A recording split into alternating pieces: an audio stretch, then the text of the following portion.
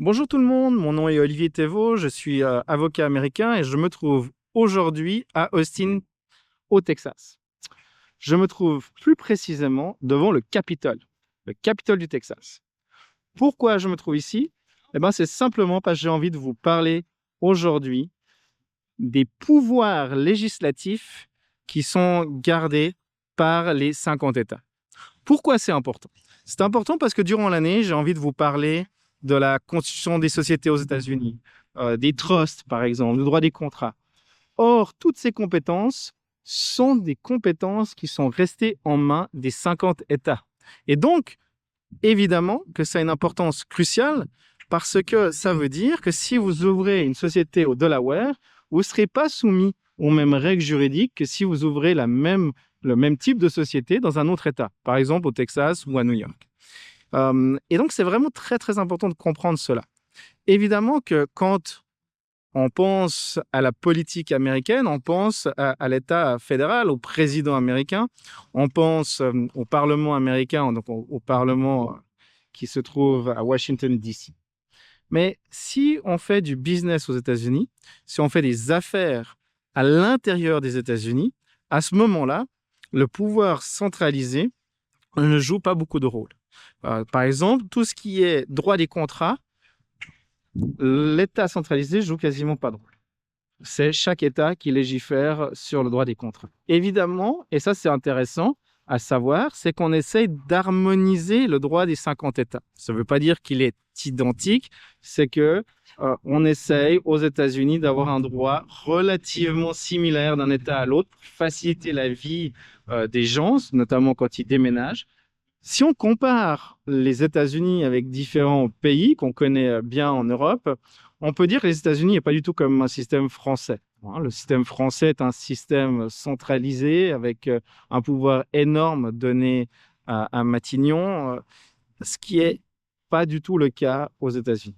Aux États-Unis, on se rapproche beaucoup plus de la Suisse, de la Confédération helvétique, où on a les cantons qui gardent un pouvoir législatif et un pouvoir centralisé, la Confédération.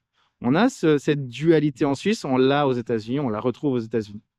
Par contre, si on compare la Suisse avec les États-Unis, il y a une différence majeure. C'est que en Suisse, l'État, la Confédération suisse, a gardé ou a obtenu par la Constitution suisse énormément de pouvoir. Donc, si on réfléchit au droit de la famille, si on réfléchit au droit des contrats, si on réfléchit aussi à tout ce qui est droit réel, tout ça, c'est légiféré d'un point de vue fédéral. Donc, pour transférer un immeuble en Suisse, c'est le code civil qui s'applique, que vous soyez au Tessin ou que vous soyez dans le canton de Vaud. Aux États-Unis, ce n'est pas le cas. Si vous voulez transférer votre maison qui est au Texas, ce n'est pas les mêmes règles que si vous habitez en Californie. Si vous voulez faire un contrat au Texas, ce ne sera pas les mêmes règles qu'en Californie, vous avez compris. Donc, on a vraiment une grande différence, c'est que aux États-Unis, les 50 États ont gardé un pouvoir législatif beaucoup plus grand.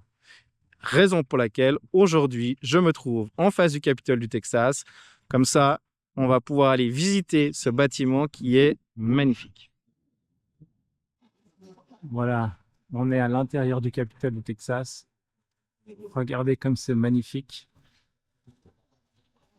Très, très beau bâtiment. Avec le portrait de tous les gouverneurs du Texas.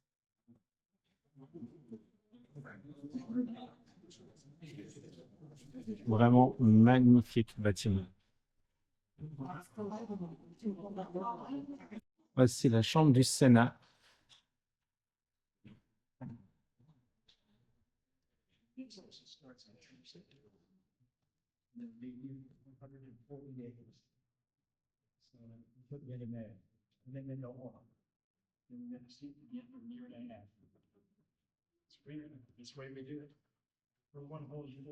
Chambre des représentants. On est ici sur les balcons. On voit la chambre depuis en haut. Tous les sièges sur le côté ici dans le balcon sont pour le public. Et vous avez la chambre des représentants en dessous.